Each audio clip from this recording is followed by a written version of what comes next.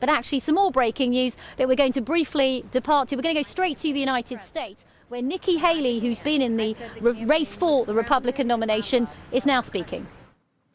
Just last week, my mother, a first-generation immigrant, got to vote for her daughter for president. Only in America. I am filled with the gratitude for the outpouring of support we've received from all across our great country. But the time has now come to suspend my campaign. I said I wanted Americans to have their voices heard. I have done that. I have no regrets. And although I will no longer be a candidate, I will not stop using my voice for the things I believe in. Our national debt will eventually crush our economy. A smaller federal government is not only necessary for our freedom, it is necessary for our survival. The road to socialism is the road to ruin for America. Our Congress is dysfunctional and only getting worse. It is filled with followers, not leaders. Term limits for Washington politicians are needed now more than ever.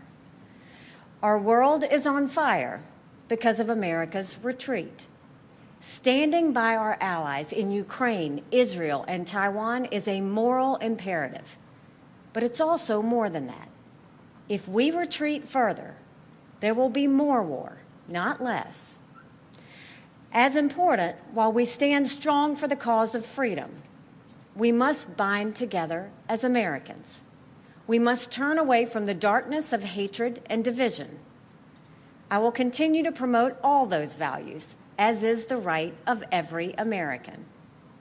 I sought the honor of being your president. But in our great country, being a private citizen is privilege enough in itself. And that's a privilege I very much look forward to enjoying. In all likelihood, Donald Trump will be the Republican nominee when our party convention meets in July. I congratulate him and wish him well. I wish anyone well who would be America's president. Our country is too precious to let our differences divide us. I have always been a conservative Republican and always supported the Republican nominee. But on this question, as she did on so many others, Margaret Thatcher provided some good advice when she said, quote, "Never just follow the crowd. Always make up your own mind." It is now up to Donald Trump to earn the votes of those in our party and beyond it who did not support him. And I hope he does that. At its best, politics is about bringing people into your cause, not turning them away. And our conservative cause badly needs more people.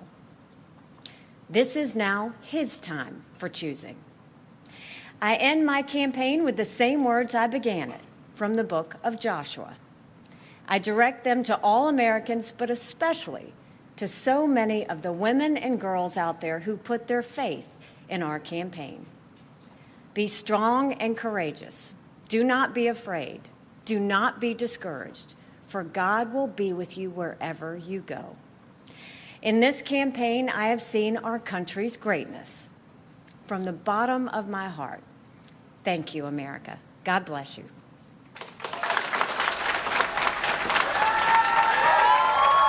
There you have it.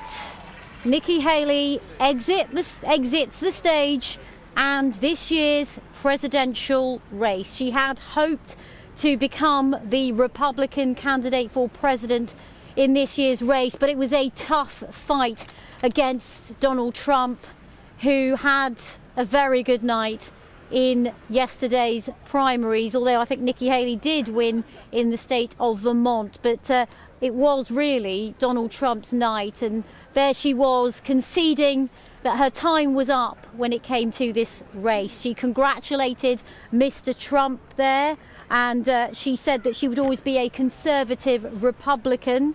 She quoted Margaret Thatcher, which seems fitting since we're speaking to you here from Westminster. And she said, Margaret Thatcher once said, never just follow the crowd, always make up your own mind. It was a sort of tacit admission that she wasn't openly endorsing Donald Trump, But she did say in that speech in which she exited the race that she hoped Mr. Trump would bring people into the party and bring the party together. The former governor of South Carolina, she has long held presidential ambitions. She once worked alongside Donald Trump as the US ambassador to the United Nations, but she always was really firmly in that never Trump camp of Republicans.